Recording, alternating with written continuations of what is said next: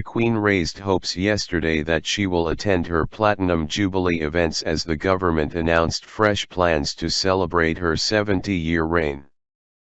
In trademark headscarf, the 96-year-old monarch, who has suffered mobility and other health problems for the past 7 months, made a rare public appearance to the delight of an applauding crowd at the Royal Windsor Horse Show. She was all smiles, walking slowly but steadily with the aid of a stick, chatting amiably with family, friends, and aides, and celebrating as one of her horses was named Supreme Champion in a category in the main arena. Her public appearance at the horse show, which is held in the grounds of Windsor Castle and attracts thousands of equestrian fans over 4 days, has given a boost to courtiers hoping she will be well enough to attend her Jubilee events. It was her first public appearance since Prince Philip's memorial service at Westminster Abbey on March 29, and it came only days after she caused consternation by pulling out of attending the state opening of Parliament, handing over one of her most important constitutional duties to Prince Charles and the Duke of Cambridge. Buckingham Palace blamed it on her episodic mobility problems. Senior royal aides are hopeful that the Queen, who has lost weight and went to hospital in October for an unexplained medical condition, will be able to attend at least some of the main events over her Jubilee weekend, including Trooping the Colour, the Derby at Epsom Downs, and a national service of Thanksgiving at St. Paul's Cathedral. But it will all depend how she feels on the day because of the discomfort she feels moving around sometimes. She looked on top form yesterday, laughing and chatting to aides and horse show officials through a window for 50 minutes as she sat in a Range Rover and watched entrants in the parade ring, including her horse Balmoral Leia, a 5-year-old grey dun mare, which won in the Highland Class 64 event.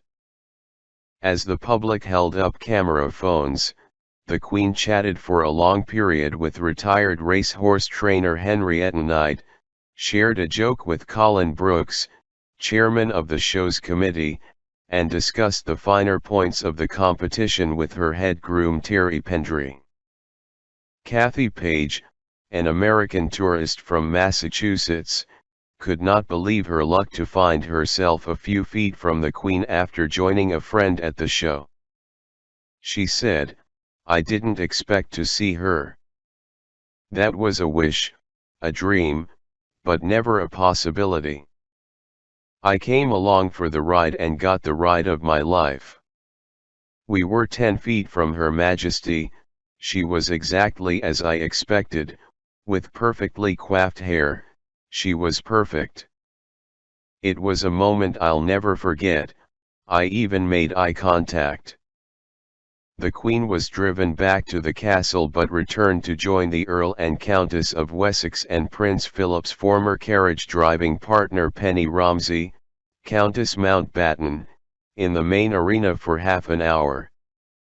In a navy coat and grey skirt, she walked a few yards to a lift at the back of the royal box before walking with the aid of a stick to her seat between Prince Edward and Countess Mountbatten as the crowd applauded. She was delighted when Balmoral Leia was declared the overall winner in the Horse and Hound Mountain and Moorland Supreme in Hand Championship, and then watched as Edward and Sophie's daughter, Lady Louise Windsor, drove her late grandfather's carriage at the head of a parade marking the centenary of the Fell Pony Society.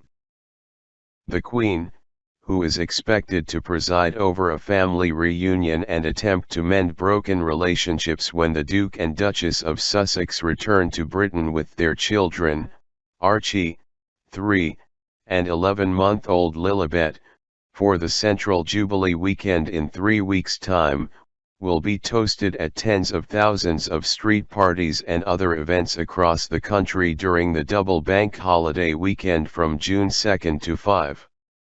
Ministers announced yesterday that more than 70,000 big Jubilee lunches are planned in the 4 UK nations over the weekend, with an expected 10 million people set to sit down with their neighbors on Sunday, June 5 to celebrate Her Majesty's record-breaking reign.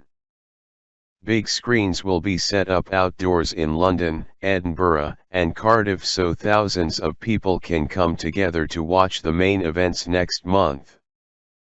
In a further move to mark the occasion, the BBC is offering local communities a special one-off TV license dispensation so they can use a big screen to show the events.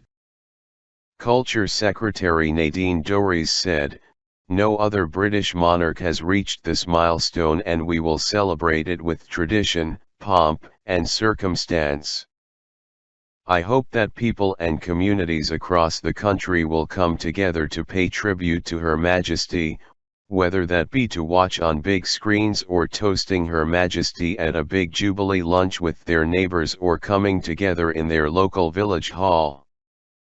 Her department is launching an activity pack today for children to help them learn about the Queen's reign. It includes articles about how the country has changed in the last 7 decades, opportunities to color in a corgi or crown, and bunting to decorate for street parties.